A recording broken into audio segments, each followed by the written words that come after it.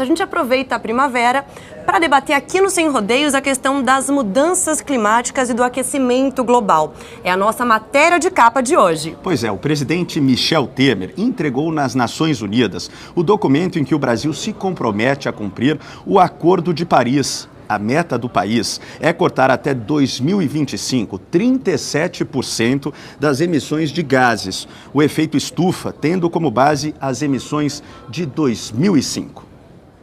O documento foi entregue ao secretário-geral da ONU, Ban Ki-moon, ontem em Nova York. Ao ratificar o Acordo de Paris, o Brasil se compromete a adotar medidas para conter a emissão de gases que provocam o efeito estufa. O Acordo de Paris foi aprovado por mais de 175 países em abril. Para entrar em vigor, precisa que os parlamentos de nações que respondam por 55% das emissões globais ratifiquem o texto. O Brasil e outros 59 países já cumpriram essa etapa, totalizando 47,5% das emissões. Faltam 7,5% que devem ser atingidos até o fim do ano. Os dois maiores poluidores globais, China e Estados Unidos, se comprometeram a ratificar o acordo. O documento representa uma virada em direção a um mundo mais sustentável. Pela primeira vez, houve o consenso de que as emissões precisam começar a cair. Os países concordaram em limitar o aquecimento global em até 2 graus Celsius, mas com esforços para que ele não passe de 1,5 graus. Os países desenvolvidos aceitaram investir pelo menos 100 bilhões de dólares por ano a partir de 2020 no combate ao aquecimento global. As mudanças climáticas provocam o desgaste de ecossistemas dos quais o homem depende para plantar, colher, pescar, sobreviver. Segundo o relatório da ONU, reconhecer a ligação entre a mudança do clima e os direitos humanos é um passo importante para a proteção de comunidades de todo o mundo. Olha, quando a gente fala em aquecimento global, mudanças climáticas, isso parece ser um consenso mundial, todo mundo concorda que o planeta está aquecendo, que o clima mudou. Não é bem isso, nem todo mundo concorda com essa tese, e é o caso do nosso entrevistado de hoje, o jornalista, escritor, blogueiro e autor deste livro aqui, CO2, Aquecimento e Mudanças Climáticas, Estão Nos Enganando? Richard Jacobasco. Muito obrigado pela sua presença, Richard. Obrigado pelo convite. Você está entre os que se consideram céticos em relação ao aquecimento global? Digamos que sim. Por que, Richard? Porque não há uma única prova científica de que esteja havendo um aquecimento. Mas nós temos eu lembro as primeiras palestras lá do Al Gore, na época que ele era vice-presidente dos Estados Unidos, falando sobre as emissões de CO2, de gás carbônico, a relação entre o aquecimento do planeta e o crescimento de emissões na era pós-industrial. Isso não faz sentido? Não, não faz sentido. Eu tenho qualificado isso como a grande mentira do século XXI. Por trás dessa mentira, dessa falácia, existem grandes interesses econômicos e grandes interesses políticos, inclusive geopolíticos. Que interesses são esses? Primeiro, de questão econômica. A quem beneficia o possível aquecimento? É como o político, ele cria dificuldade para vender facilidade. Né? Então apresenta-se o problema, o aquecimento. Primeiro que não existe o aquecimento. A temperatura média global, que é uma ficção, subiu 1 grau desde que se iniciou o período industrial no século XVIII. Mas esse 1 grau já não altera completamente diversos ecossistemas? Não, porque não há como, isso é uma média. E média é média. Média é média. Né? Mas isso quer dizer que tem lugar que subiu até mais de 1 grau. Tem lugar que subiu e tem lugar que baixou muito mais. A Antártica, por exemplo, ela aumentou em gelo o equivalente ao estado de Minas Gerais, em área de gelo. Mas em compensação, no Ártico existe um degelo Mas isso já forte. aconteceu há milênios e milhares de anos atrás. Né? A história do clima, a história do planeta vai há milhões e milhões de anos. Ela não se compõe essa história em 2 ou 3 semanas, ou 2 séculos. Isso é nada para o tempo de Deus, para o tempo da natureza, para o tempo do planeta. Então o aquecimento global teria sido uma invenção, uma criação? Sim, a dificuldade é o aquecimento, a facilidade, a solução que dão para nós é nos vender energia eólica, energia solar, que é muito mais cara que a hidrelétrica que nós no Brasil usamos. O que a gente tem que entender é que no hemisfério norte a diferença de objetivos e interesses é diferente da nossa no hemisfério sul, abaixo do Equador. Nosso problema aqui é a produção de alimentos. O problema do hemisfério norte, Europa, Estados Unidos especialmente, é a energia elétrica. Sem isso, ninguém no planeta vive, pelo menos nos moldes que a gente conhece contemporâneos, modernos. Não tem televisão, não tem elevador, não tem avião, não tem nada, porque tudo depende da energia elétrica. Né? Só que eles lá não têm rios, como nós temos aqui no hemisfério sul, especialmente Brasil, para gerar energia elétrica barata. Eles são obrigados no hemisfério norte a gerar energia elétrica por termoelétricas, coisa que nós já temos aqui no Brasil.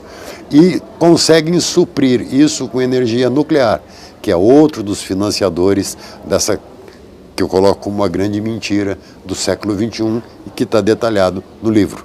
Seria uma campanha contra o petróleo? Indiretamente contra o petróleo, mas o petróleo não está nem aí com isso. Pelo contrário, a era do petróleo pode acabar por causa do xisto, que se descobriu nos Estados Unidos, que o Brasil tem grandes fontes de petróleo e a China também tem, e também na África tem xisto. Né? Renata tem uma pergunta. Richard, a minha dúvida é a seguinte: você defende a tese de que não existe aquecimento global, mas esse ano, por exemplo, a gente teve estações do ano um tanto desajustadas. Talvez o inverno foi um pouco mais quente do que o normal. O que é que está acontecendo, então? É a diferença de microclima, né, de grandes regiões, micro-regiões. Uma cidade como São Paulo, a gente tem que calcular que ela é inteiramente asfaltada, cheia de concreto, vidro, e milhares e milhares e milhares de automóveis. Quando você põe uma mão em cima de um capô de automóvel, ele está com calor, você não consegue sustentar a mão em cima do capô por mais de que 10, 15 centímetros e nem por 5 segundos. Né? Mas você fica a meio metro de distância, porque o calor vai todo para cima. Então, esse volume de automóveis, mais concreto, mais asfalto, gera calor para cima. Mas não que isso vá se concentrar ou vá provocar um aquecimento global. É uma mudança climática de microclima restrita à grande São Paulo. Né? E é fácil de aferir isso porque aqui no centro de São Paulo, ou dentro das marginais, comparado com a Cantareira, que fica a 12, 15 quilômetros de distância em linha reta, diferença enorme. Há uma diferença de 6, 7 graus, porque lá há vegetação. Né? A vegetação ela tem o que se chama de evapotranspiração, né? E isso provoca um equilíbrio do clima que a gente não tem em São Paulo. É essa, Richard, boa noite para você. Boa noite. É essa diferença que você diz de mudança climática local para mudança climática global, por exemplo? Perfeito, porque essa mudança local, ela pode ser provocada pelo ser humano, aí ela seria antropogênica. Né? É o que os cientistas dizem e chamam como inversão térmica, que é o que a gente tem em grandes cidades como São Paulo, ou Los Angeles, ou Nova York, ou na China. Né?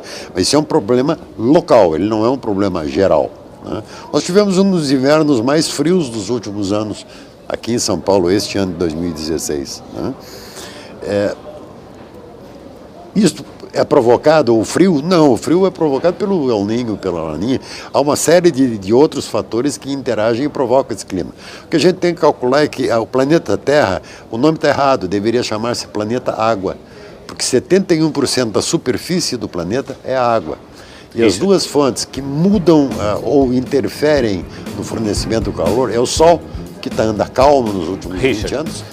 Eu preciso te interromper só um minutinho, porque esse é o momento em que a gente faz a nossa quebra de rede aqui na Rede TV, que as nossas afiliadas que têm programações locais vão para os seus respectivos programas. A gente faz um breve intervalo aqui no Sem Rodeios e volta já já para continuar discutindo as alterações climáticas e se há ou não aquecimento global. Vamos conversar, a gente volta já já. O Sem Rodeios está de volta e a gente continua o papo sobre alterações climáticas e aqui conosco o jornalista, escritor e blogueiro Richard Jacobasco. Ele conversava antes do intervalo, explicava, aliás, sobre as diferenças entre mudança climática local e global. Eu queria que você retomasse a resposta, por favor, Richard.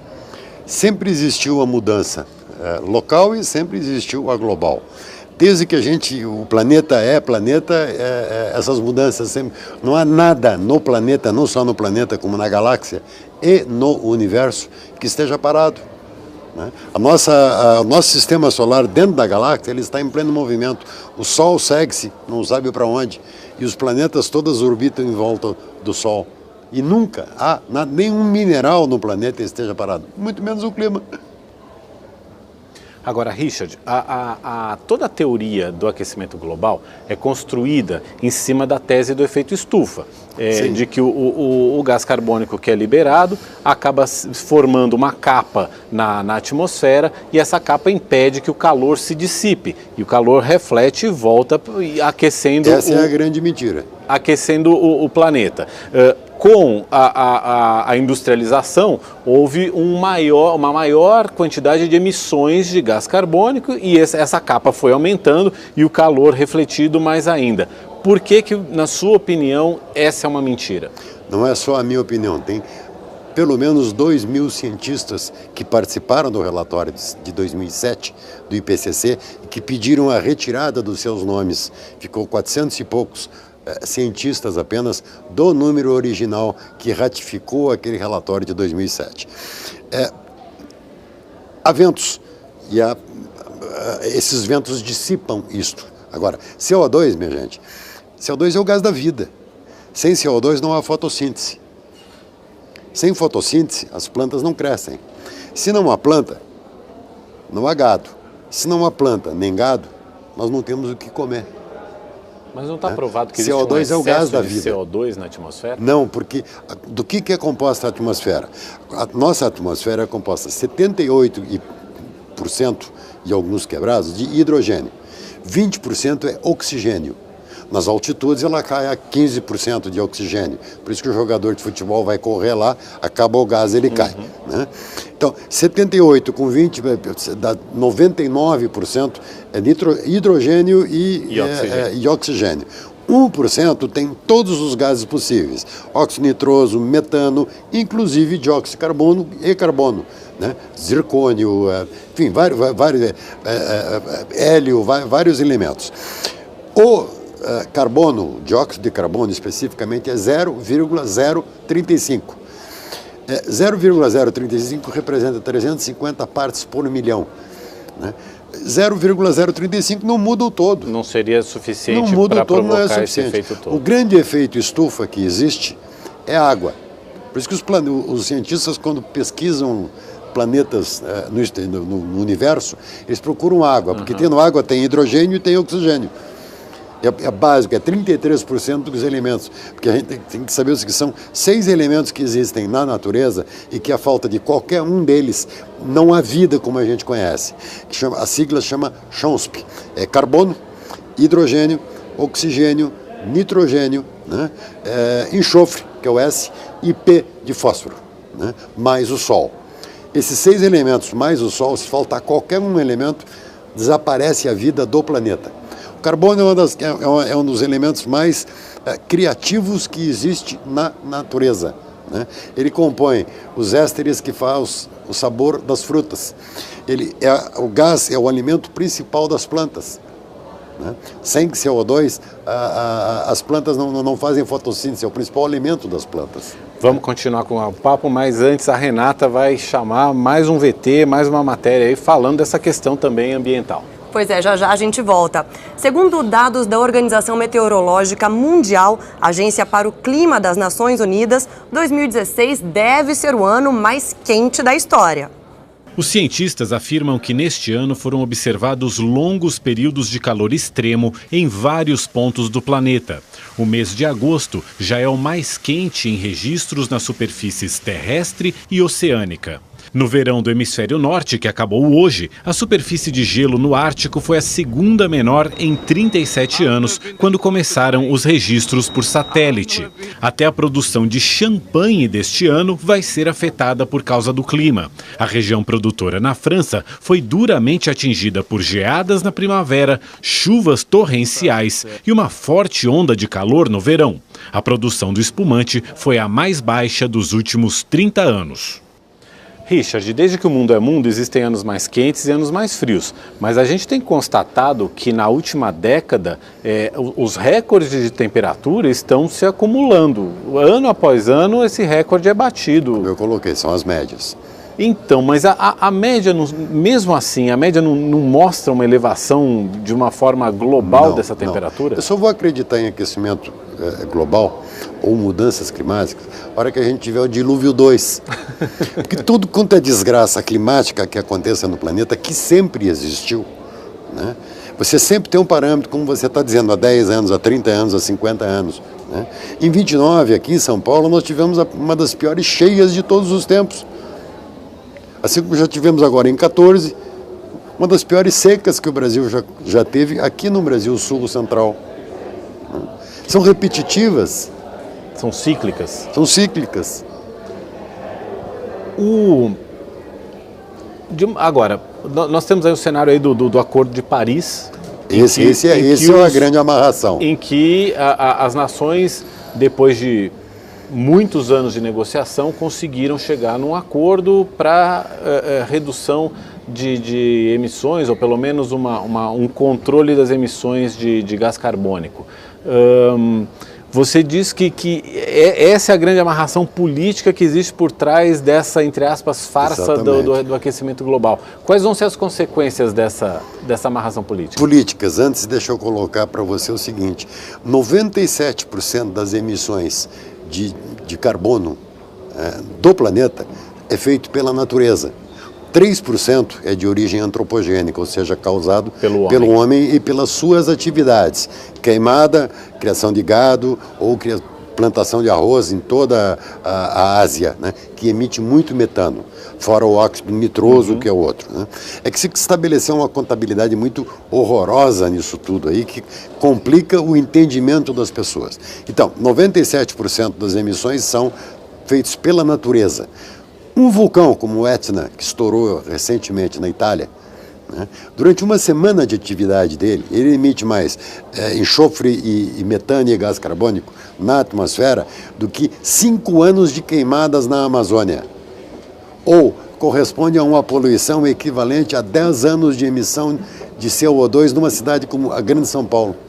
A gente continua com esse papo. O JP tem mais matéria para chamar, né, JP? Pois é, justamente para justificar o que a gente está falando aqui do aquecimento global, né, Mauro e também Richard, a NASA, a Agência Espacial Americana, produziu uma animação. Segundo ela, a Terra está com febre. Olha só. Você sabia que a temperatura média da Terra aumentou 1 grau Fahrenheit no século passado? Pode não parecer muito, mas pense bem nisso. O aumento de 1 grau na sua temperatura corporal pode levar a uma febre. 5 graus podem te levar ao hospital. Então adivinha, a Terra está com febre. E os cientistas acreditam que a temperatura dela poderá aumentar de 3 a 10 graus Fahrenheit neste século. Por quê? Por um motivo: gases de efeito estufa na atmosfera. Eles aumentam a temperatura aprisionando o calor. E temperaturas mais altas significam menos neve e gelo. Enquanto eles derretem, o que fica para trás são essas manchas escuras na terra e na água. E adivinhem o que essas manchas escuras representam? Aqui vai uma dica. Já tentou usar roupa preta na praia? Não é uma boa ideia. O preto absorve mais luz do sol, absorve mais calor e te faz ficar mais quente. Nada bom para você ou para a Terra. Aqui estão mais alguns sintomas possíveis da febre planetária: geleiras encolhendo, plantas e animais mudando de região, aumento do nível do mar, ondas de calor mais intensas, furacões mais fortes. Experimentando alguns desses sintomas, é hora de prestar atenção imediatamente. Lembre-se, o planeta que você salvar pode ser o seu. A gente continua a conversa com o jornalista Richard Jacobasco, que contesta as teses do aquecimento global. Richard, tudo isso que a gente mostrou nesse vídeo que a NASA produziu e que a gente ensina para as nossas crianças, você contesta absolutamente tudo isso? Absolutamente tudo, é cinema. É cinema, é vandalismo. É sério. Né? Aqui na capa do livro, se der para dar um destaque, nós temos nas partes em amarelo, né? São áreas desertificadas do planeta. Percebam que isso ocorre ao longo do Equador. São áreas onde o solo, temperatura no solo, tem superior a 45 graus Celsius. Isso em agronomia, ou para quem estudou biologia, significa dizer que nessas áreas não nasce absolutamente nada de vegetação. É um ambiente seco. E isto emite calor durante o dia, porque ela não retém o calor. Né? Durante a noite os desertos frio, caem a quase zero. Né? É o contrário de áreas florestadas. O Brasil, por exemplo, manteve 65% da sua vegetação de quando o Cabral aqui chegou no Brasil. A Europa manteve 1,5%. Né? Mas eles querem que a gente mantenha esta vegetação em pé e nos proíbem de tirar mais árvores da Amazônia. Mas não é bom isso, Richard? Manter a Amazônia... Mas nós podemos explorar e trabalhar a Amazônia. Como você mesmo disse, ela não é um grande... Ela não produz um efeito termorregulador? Ela não controla a nossa temperatura? Não. Tem floresta lá porque chove. Não é chove lá porque tem floresta.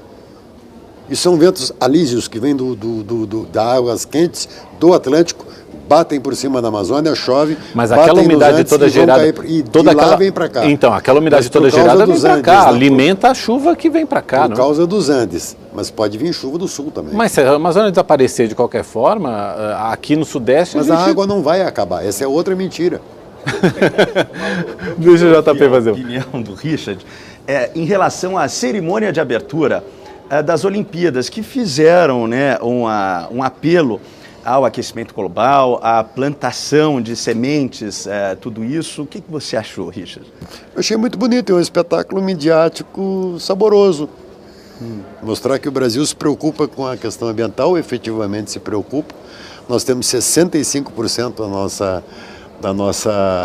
as florestas originais mantidas. Ninguém no planeta fez isso. Richard, o que mais o mundo quer do Brasil? Ao mesmo Os tempo... Estados Unidos tem uma campanha nos Estados Unidos. Floresta lá, aqui no Brasil. Produção de alimentos aqui nos Estados Unidos. Eles não querem que o Brasil seja competitivo com eles, porque nós somos muito mais competitivos na agricultura tropical do que nos Estados Unidos. Nós fazemos 2,5 safras de alimentos por ano. Então, eles conseguem fazer uma, porque o resto do ano fica debaixo do... Ao mesmo tempo em que você diz que existe um lobby do hemisfério norte criando essa história do aquecimento global para favorecer energias alternativas, não existiria também um lobby, a sua tese não corroboraria um lobby do hemisfério sul e do Brasil e da agroindústria para poder expandir, por exemplo, as áreas de agricultura, derrubando florestas? Eu não encontro ninguém na agricultura que me financie estudos sobre isso. Ninguém me financiou estudos sobre isso na área para defender a agricultura. Aliás, o livro foi escrito com esse propósito de defender a agricultura, para que não houvesse no Brasil o rigor que nós temos do Código Florestal. É uma jabuticaba que nós temos só no Brasil, só existe essa jabuticaba aqui. Este acordo que o Temer foi entregar na ONU agora, que já havia sido comprometido anteriormente na COP21, eu duvido que esse acordo saia. Precisa de 100 bilhões de dólares por ano. Richard, quero uma resposta rápida para a gente encerrar o nosso assunto hoje aqui. O que nós temos que dizer para as nossas crianças na escola em termos de educação ambiental? Sejam ambientalistas, plantem árvores, não poluam, reciclem, reaproveitem as coisas, né? Como fazia no meu tempo, um livro passa de irmão para irmão, uma camisa, um sapato passa de irmão para irmão. Sem reciclar, tem que deixar de ser consumista. E plantar árvores com no mínimo meio metro de terra, 1 metro de terra em volta do tronco. Diferente do que acontece nas grandes cidades. Diferente do que acontece aqui hoje, quando uma árvore em volta do tronco tem 10 centímetros de água, não bebe árvore. Por isso cai tanta árvore em São Paulo. Muito obrigado pela sua presença aqui no Sem Rodeios. É um tema polêmico. Eu reconheço a sua coragem em defender uma posição tão minoritária, mas é sempre interessante a gente ouvir todos os lados da história, e você que está em casa enriquece aí o seu repertório de argumentos. O Sem Rodeios volta daqui a pouquinho, logo depois do intervalo. Até já!